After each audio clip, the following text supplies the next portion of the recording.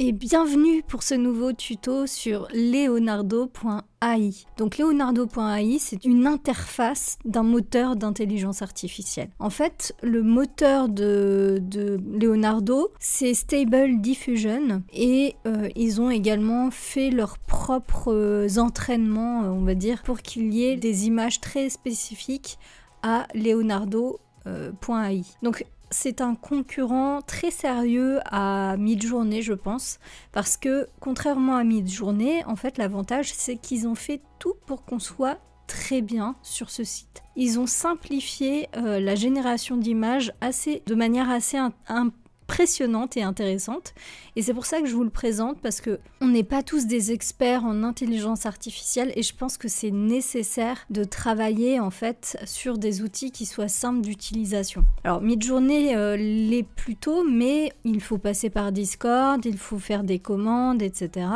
Là, on a juste quelques prompts à mettre et en général, on tombe sur quelque chose d'assez sympa. Alors, le point négatif, je dirais, c'est qu'il n'est pas encore assez bon, aussi bon que Midjourney, même si il y a beaucoup d'images qui sont très sympas, vraiment. Plus je vois ce qui se fait avec Leonardo, plus je me dis que bientôt ils vont être au même niveau. Donc voilà, je pense que c'est vraiment l'outil qui va être popularisé dans ces prochains temps et qui va être très utilisé. Alors, moi je vais vous expliquer comment l'utiliser, comment réussir à faire de très bonnes images et même à faire vos propres images à vous, vos propres styles. Vous allez voir qu'il est très puissant là-dessus parce que en fait vous pouvez vous-même entraîner des styles d'images qui vous sont propres.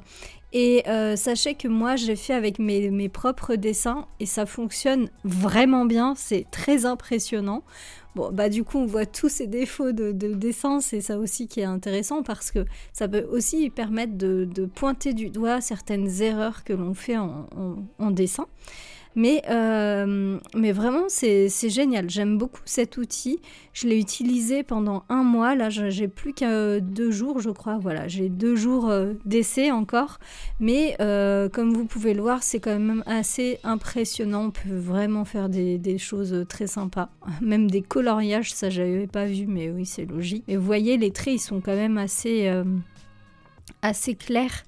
Et donc ça annonce du bon pour les logos, encore une fois. À mon avis, on va pouvoir faire des logos dans peu de temps avec cet outil-là. Alors le photoréalisme, c'est pas encore tout à fait ça, mais ça s'en rapproche, comme vous pouvez le voir. Il y a pas mal d'effets un petit peu vectoriels, comme vous pouvez le voir là. Donc c'est des images un peu plates, vous voyez, comme si c'était dessiné sur Illustrator. Là, on voit encore du photoréalisme qui n'est pas encore très réaliste, mais vous voyez, il y a vraiment pas mal de choses. Alors, il faut savoir que certaines images qui sont pas prévues pour les enfants, c'est un avantage pour certains et un inconvénient pour d'autres. Surtout si vous l'entraînez vous-même avec vos propres images, il y a une section pour adultes, on va dire. Donc voilà, c'est un des rares à le faire et je tenais à le souligner parce que ça peut intéresser certaines personnes. Voilà. Nous allons commencer déjà par comprendre comment fonctionner sur cet outil. Donc là, vous voyez, je suis sur la page d'accueil, mais on va déjà regarder les tarifs. Donc, à savoir que vous pouvez l'essayer gratuitement avec 150 images par jour et c'est pas par mois, contrairement, vraiment là pour l'instant je vous conseille vivement d'essayer parce que c'est gratuit et on peut faire énormément de choses avec ces essais gratuits et je peux vous assurer que le premier payant pour arriver à les utiliser tous, c'est extrêmement long. En fait, moi, j'ai même pas réussi à... En plus, on est 2 dessus. Vous voyez, on a fait même pas la moitié, alors que je peux vous assurer que ces derniers jours, j'en ai fait beaucoup d'images. Je me suis vraiment beaucoup amusée pour vous faire ce tuto et notamment illustrer mes articles ou d'autres choses. Comme vous pouvez le voir, il en reste beaucoup, alors que on en avait 8500, voilà tout ce qui nous reste, donc ça vaut vraiment le coup de tester gratuitement, et puis même si vous payez, ça vaut le coup de le partager avec d'autres personnes parce que vous voyez que c'est vraiment...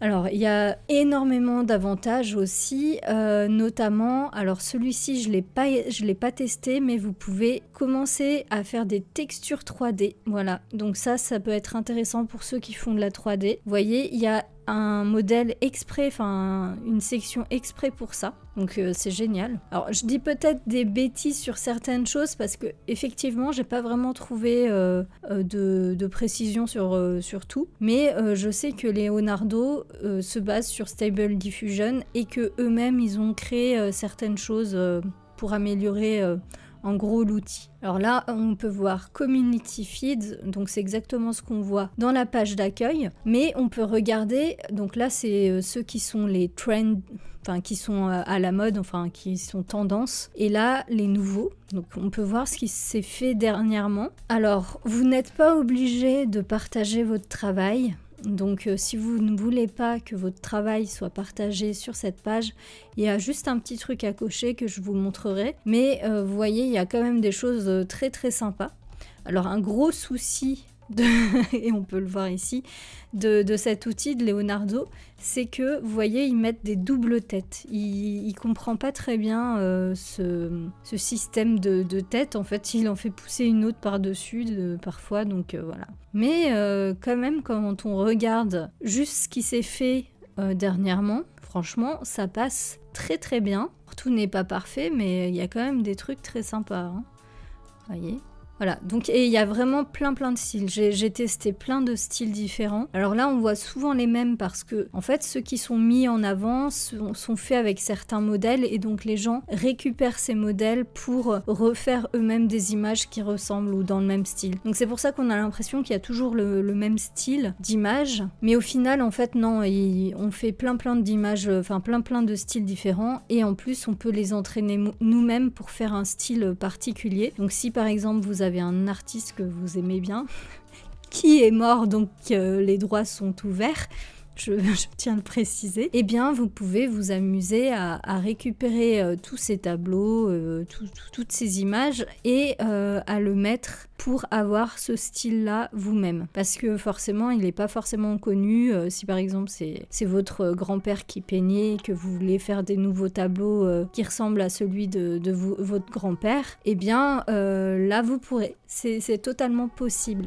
Donc ceux-là, la troisième section, c'est ceux qui ont reçu le plus de j'aime. Donc par exemple celui-ci, c'est le premier. Donc on peut voir, quand on clique sur une image, on peut voir Tom Cruise, tous les prompts. Et il y a un truc qui est très intéressant, donc ça part de Stable Diffusion, les negative prompts. Donc tout ce que vous ne voulez pas voir sur votre image, vous les mettez ici. Et donc le gros avantage, c'est que si vous voulez pas par exemple qu'il y ait une double tête, vous mettez bien qu'il n'y a pas de double tête dans votre image. Et là, ça retirera la double tête. Là, vous pouvez voir que vous pouvez faire un remix. Donc, c'est-à-dire que vous pouvez prendre cette image et mettre vos propres prompts à la place. Ils vont s'inspirer de cette image, mais ils vont vous faire l'image à partir de vos prompts. Vous pouvez juste copier le prompt, si vous voulez, ou faire image to image. Donc ça, en fait, c'est si par exemple, vous avez une photo de vous et que vous voulez vous mettre à la place de Tom Cruise, vous pouvez essayer.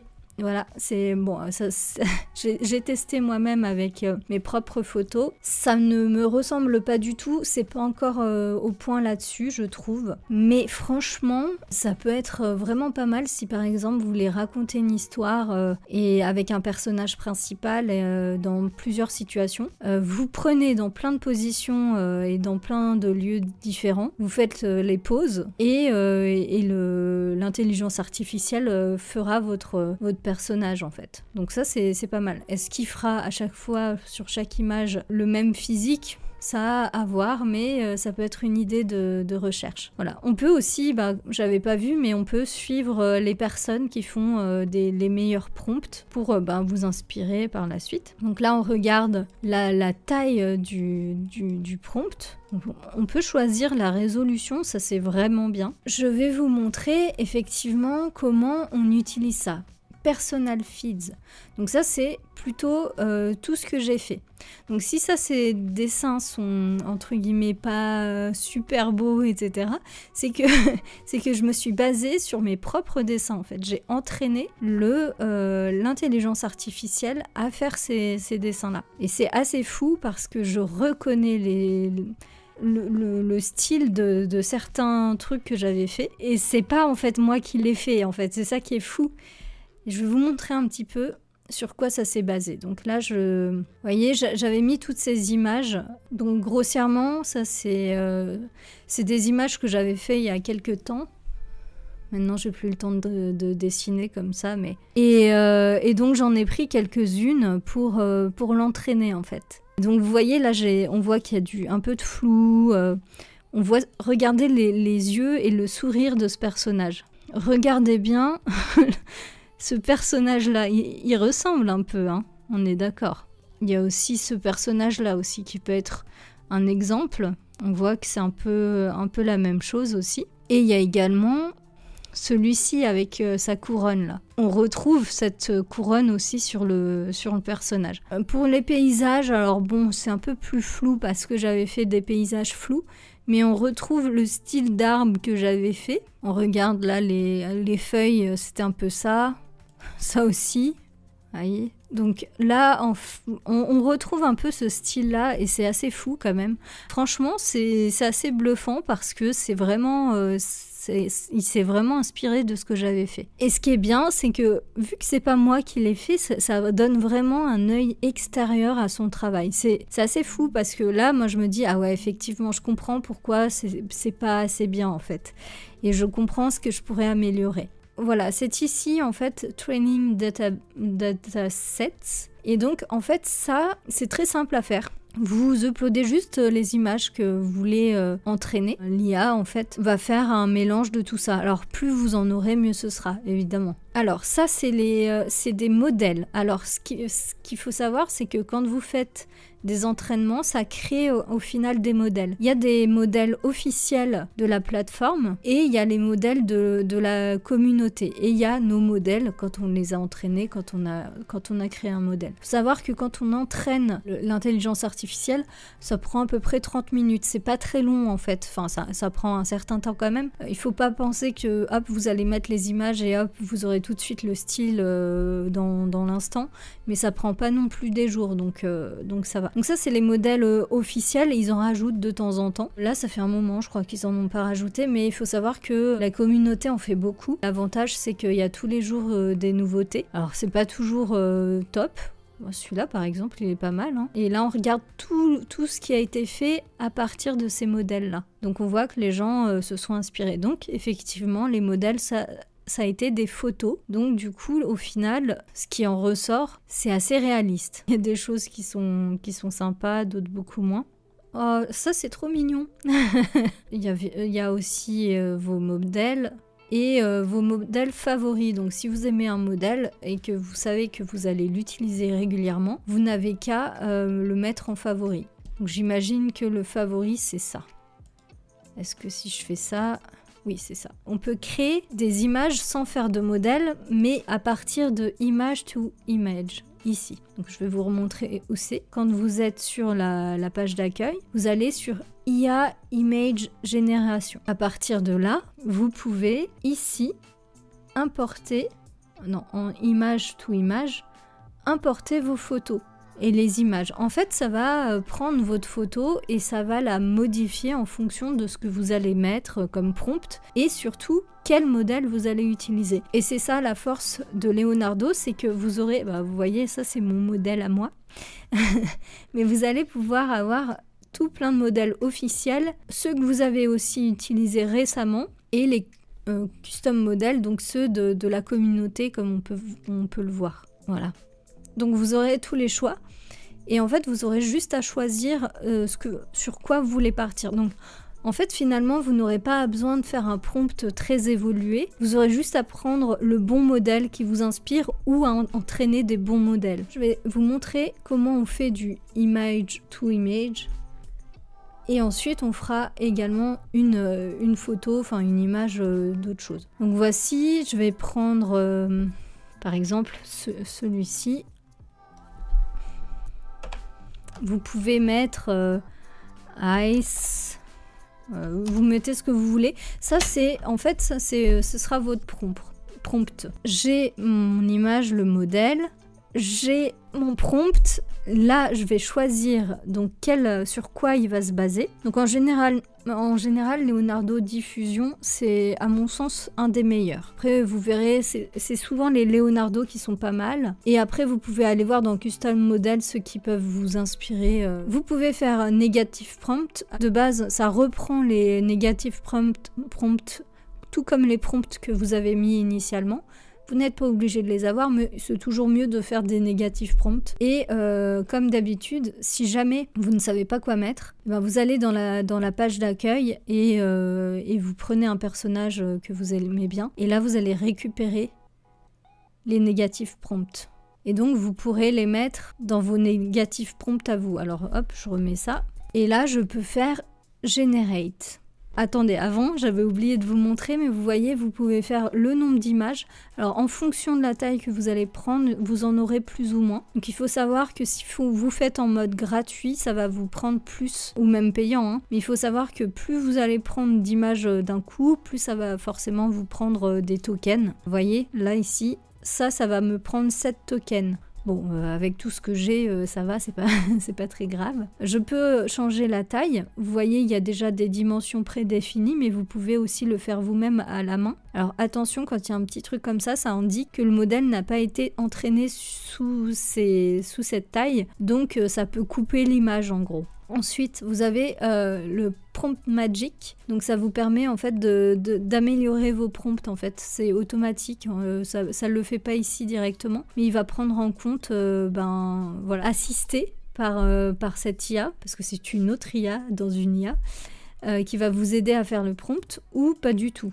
Mais on va essayer avec, voilà. Est-ce que vous voulez que votre image soit publique, oui ou non? Bon, moi j'ai mis non. Si vous voulez participer, contribuer à enrichir Leonardo, je vous conseille de mettre en public. Mais vous voyez, ça c'est pas obligatoire, contrairement à Midjourney où il faut payer, gna gna gna. Franchement, Midjourney, c'est vrai que c'est beaucoup plus complexe d'utilisation et en plus on est obligé d'avoir des images publiques quand on paye pas, alors que là je pense que même si on paye pas, on n'est pas obligé. En plus vous avez le ratio à choisir, donc je vais mettre un 1 forcément. Tout est expliqué, vous voyez il y a les petits points d'interrogation. Et si vous ne lisez pas bien l'anglais, comme d'habitude, vous faites clic droit, traduire en français. Si vous êtes sur le navigateur Chrome. On a choisi Leonardo Diffusion, on a choisi Leonardo Style, on a mis des négatifs prompts, on a mis notre prompt. Là, on est bon. Du coup, on va faire Generate. Alors du coup, il m'en a pris que 2. Je pourrais en mettre 4 la prochaine fois. Je peux si je veux là, parce que je crois que quand on paye par contre, on peut en faire plusieurs d'un coup. Vous voyez, c'est assez impressionnant. Hein.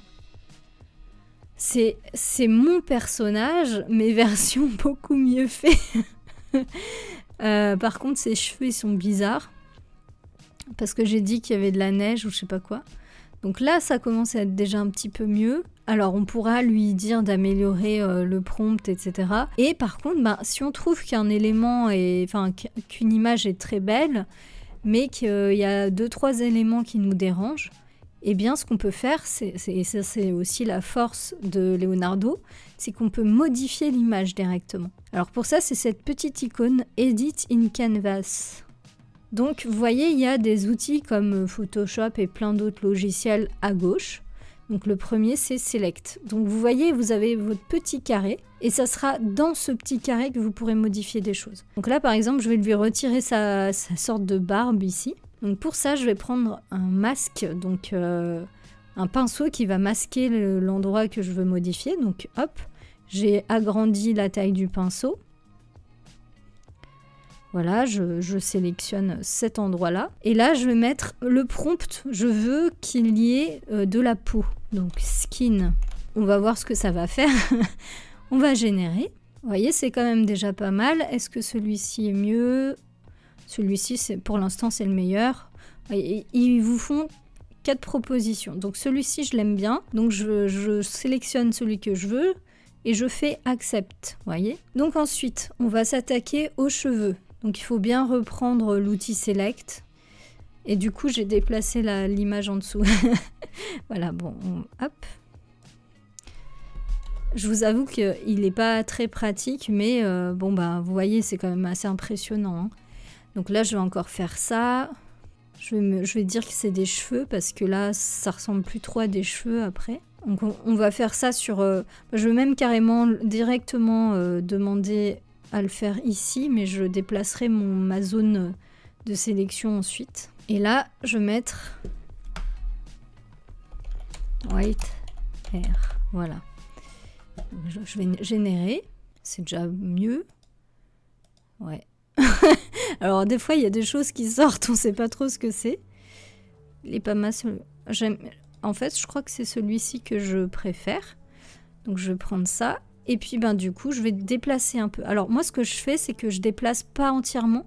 J'aime bien, en fait, lui dire que ça s'associe à celui-ci. Je sais pas si c'est utile, mais pour l'instant, ça marche. Enfin, ça a marché à chaque fois que j'ai fait ça.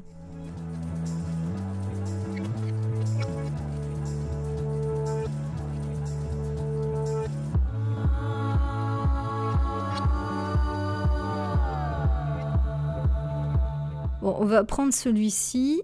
Et on va retravailler l'épaule.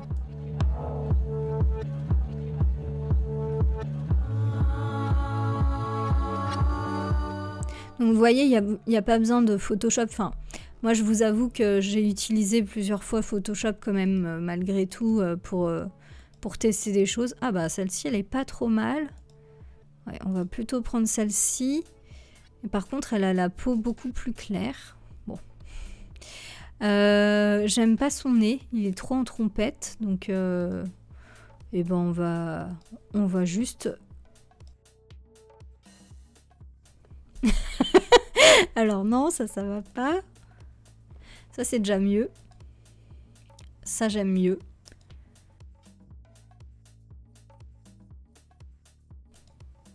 Ouais, on va prendre celui-ci. Hop. Ah, quoique. Et là, je fais un CTRL Z, vous voyez, ça revient, et puis je peux le régénérer. En fait, c'est ça l'avantage aussi, c'est que on a aussi les raccourcis d'autres logiciels. Bon, allez, on va prendre celui-ci. J'aime mieux parce que le nez en trompette, moi, je sais pas vous, mais j'ai vraiment du mal... Enfin, quand c'est naturel, il n'y a pas de souci, mais quand c'est fait par... je sais pas, ça me gêne. Bon, des fois c'est drôle, hein. Oh là là. Oh comment dire? Ah là, non, bon. On va garder sa bouche initiale, elle était très bien finalement. Bon, en vrai, ça peut prendre un petit peu de temps. Et je vous avoue que c'est souvent très drôle. Bon, après, on voit que ses cheveux, ils sont mis n'importe comment, là. Vous voyez, bon. On peut télécharger directement ce qu'on a fait, revenir en arrière, etc., etc. Bon, vous voyez, il y a quand même de l'intérêt. Après, bon, là, peut-être que pour votre activité, vous voyez peut-être pas exactement ce qu'on peut faire. Mais je vais vous montrer une autre façon de l'utiliser, donc sans passer par des images existantes. Donc, ce que je vais faire, c'est que je vais... Imaginons, j'ai un site avec... Enfin, je tiens un restaurant avec des plats spécifiques, mais j'ai pas les moyens de me payer un photographe pour prendre mes plats. Alors, sachant qu'aujourd'hui, c'est pas encore assez bon, on va dire, en termes d'image, en termes de photos, ça fait pas encore assez réaliste, mais dans les mois à venir, je pense... ça sera totalement possible, on pourra totalement... par exemple, vous pourrez entraîner votre IA, l'IA à partir de vos plats que vous aurez pris vous-même en photo, et en même temps vous le mélangerez avec d'autres photos beaucoup plus qualitatives, et ça vous permettra de faire des bons plats. Donc là je vais mettre des ramen par exemple. Pour l'instant en fait là je suis restée sur Leonardo Diffusion. On va voir ce que ça va donner. Donc là, ça va pas du tout, parce qu'en fait, il m'a repris mon image. Donc, ce qu'on va faire, c'est que... c'est drôle, c'est un mélange des deux. En fait, il faut pas rester sur image to image, c'est mon erreur. Et puis même ce qu'on va faire, ah, quoique on va déjà essayer comme ça. Du coup la femme ramène, c'est drôle. Il nous a fait un rongeur. Ah c'est avec... Ah c'est horrible. Ça... Je déteste les vers et tous ces trucs là, ça me... Bref. Voilà, ah bah déjà il nous a fait un truc sympa. Alors soit vous pouvez prendre Leonardo Diffusion, en général il est bon, soit vous pouvez chercher dans Custom Model, Community Model, et là vous pouvez faire Food. Et là vous recherchez, vous voyez il y en a qui ont été entraînés. Donc celui-ci il a l'air pas mal, donc je vais prendre, hop, et on va essayer de refaire avec ça. Donc là, on peut voir quand même que c'est n'importe quoi, hein, clairement. Le jaune d'œuf est géant. Voilà, faudra vraiment retoucher l'image, quoi. Alors celui-ci, ah, vous voyez, celui-là, il est déjà un petit peu meilleur parce que justement, ce modèle a été entraîné pour faire de la bonne nourriture, etc. Donc là, on voit ça fume. Bon, il y a des pattes qui dépassent. Il y a toujours des petites erreurs, c'est ça le problème des intelligences artificielles. Alors ce qu'il faut savoir, c'est que quand on les zoome comme ça, on ne peut pas les modifier avec le Canva. Il faut vraiment qu'elles soient petites pour avoir ça d'affiché. On va éditer, on va pouvoir dire que la baguette est plus agrandie, on va dire. Hop.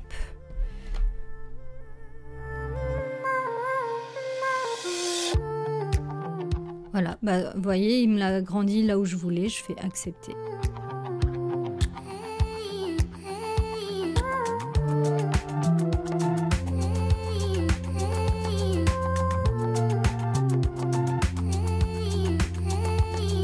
Ça, vous voyez grossièrement comment ça fonctionne, je trouve ça excellent personnellement. Vraiment, vous pourrez vous amuser à tout tester. Alors là, vous voyez, j'ai testé la génération d'images, mais on peut aussi tester directement le Canva. Donc ce qu'on vient de voir là, la modification d'image. Ce qu'on peut faire, c'est qu'on peut directement aussi récupérer une image de son ordinateur. Et par exemple, ça je ne vous l'ai pas montré, mais si vous voulez agrandir l'image, vous pouvez totalement. Hop, on va tester, vous allez voir que... En fait, ça... Alors, pas tout à fait. Qu'est-ce que je pourrais mettre Nothing, voilà. On va voir si... Ah ouais, mais du coup, il me l'écrit. Ouais, ok, bon. Alors... Personnellement, je trouve que c'est pas encore au point, ça. J'ai testé sur d'autres images. Ça dépend ce que vous allez faire, mais voilà. Vous pourrez ajouter des éléments autour de votre image, comme dans DALL-E, l'intelligence artificielle DALL-E. Mais je trouve que c'est pas encore au point. Mais je pense que ça viendra de plus en plus. Et puis, vous pouvez également améliorer des images de la communauté. Donc si par exemple vous trouvez une image super belle, mais il y a un truc qui vous dérange, eh bien vous pourrez vous amuser à modifier. Ensuite, ce qu'on n'a pas vu, c'est la texture génération. Alors celle-ci, je ne l'ai pas encore testée, parce qu'elle est en bêta. Et en plus, il faut importer des assets. Donc les assets, c'est des modèles 3D en gros. Et moi, j'ai pas d'assets sur mon ordinateur, mais vous pouvez importer vos modèles 3D et refaire la texture de vos modèles. Et ça, je pense que c'est vraiment quelque chose qui va être très intéressant dans peu de temps. Parce que en fait, si vous avez si vous faites par exemple du mapping, donc le mapping, c'est placer des éléments 3D sur une carte pour faire un environnement 3D. Par exemple, si vous avez un sapin qui est trop vert pour votre environnement, vous pourrez changer le vert ici et la texture en fait. Bon, bah moi j'ai jamais testé parce que j'ai pas d'assets, mais vous voyez, on pourrait. Donc moi je trouve que c'est vraiment un très bon logiciel qui a vraiment de l'avenir. Il n'est pas difficile à utiliser, vraiment. Je le trouve très intuitif. Vous voyez, quand vous êtes dans les modèles, vous pouvez cliquer sur un modèle. Vous voyez tout ce qui a été fait avec ce modèle. Vous pouvez faire Generate with this model. Donc là, ils le mettent directement, en fait, vous voyez, dans la liste, à remettre votre prompt. Alors moi, j'ai mis un prompt très très court, mais vous savez très bien qu'un prompt, ça se met, c'est pour définir vraiment ce que vous voulez avoir. Donc en général, c'est un peu plus long. Mais vous voyez, rien qu'avec un tout petit prompt, eh bien, il vous fait déjà il vous présente pas mal de choses intéressantes. Et comme on peut voir, selon les modèles, l'ambiance graphique est différente. Leonardo da Vinci, si je génère, ça va me faire encore une ambiance différente parce qu'il va s'inspirer de Leonardo, de Vinci, et en même temps du modèle de base. Donc ça va faire un mélange des deux. Et alors, vous voyez, ça change complètement l'ambiance. C'est pas du tout... c'est très bizarre ça. mais voyez, on voit qu'il y a du clair-obscur, beaucoup plus qu'ici. Là, ça fait plus moderne. Là, ça fait un peu plus... On est dans une pièce pas très éclairée. Et honnêtement, c'est assez impressionnant en fait. Vous mettez le nom d'un artiste derrière ou d'une ambiance ou d'une époque. Vous voyez, ça change tout au tout. Et vraiment, c'est comme ça en fait qu'on fait des belles images au final. Entre ça, puis vous pouvez modifier vos images derrière. Après moi, j'avoue que je ne sais pas encore faire la parfaite image du premier coup. En général, je fais pas mal de générations. Et au final, ça prend quand même pas mal de temps à faire une bonne image avec même si on a un bon prompt et tout. Mais vous voyez, en fait, on peut très vite faire quelque chose de sympa malgré tout. Et ça, c'est vrai que c'est pas le cas de toutes les intelligences artificielles. Et c'est la grosse force de Leonardo. C'est de trouver un modèle qui pourra te mettre dans une ambiance très sympa très très vite. Et puis, il faut connaître aussi les artistes. En parlant de ça, j'ai fait un article sur les différents styles graphiques sur mon blog, ainsi que sur les artistes qui peuvent vous inspirer pour faire vos modèles de prompt. Ça, c'est très important à connaître quand on fait des images, à savoir tous les mouvements artistiques, les artistes, etc. Que ce soit dans l'histoire ou même actuellement. Il faut avoir quand même une bonne culture visuelle, ou même vous pouvez vous amuser à regarder sur des sites comme ArtStation par exemple. Après, moi, je le conseille moins de faire sur des artistes actuels parce que ça leur vole leur travail. Éthiquement, c'est peut-être pas super quand même. Mais bon, d'autres le feront à votre place, donc à voir ce que vous voulez faire. C'est toujours pareil. Donc j'espère que ma petite présentation de Leonardo.ai vous aura satisfait et que ça vous aura donné envie au moins d'essayer, parce que c'est gratuit pour les 150 par jour, donc ça va, c'est quand même très très raisonnable. Bien sûr, comme je vous disais, c'est pas aussi bon que Midjourney en termes d'image, mais je trouve qu'il s'en sort très très bien. Midjourney, c'est beaucoup plus complexe à utiliser, à expliquer ce qu'on veut. Là, c'est vraiment pratique parce qu'on a en plus la gestion des images. Je sais qu'il existe d'autres sites un peu de ce style comme Lexica, etc. Mais il me semble qu'aucun a autant d'options au même endroit. Et Leonardo a été, je crois, le premier à faire tout ça en fait. Je vous conseille de tester, de vous amuser avec, et puis vous verrez bien si cette IA vous intéresse. À bientôt!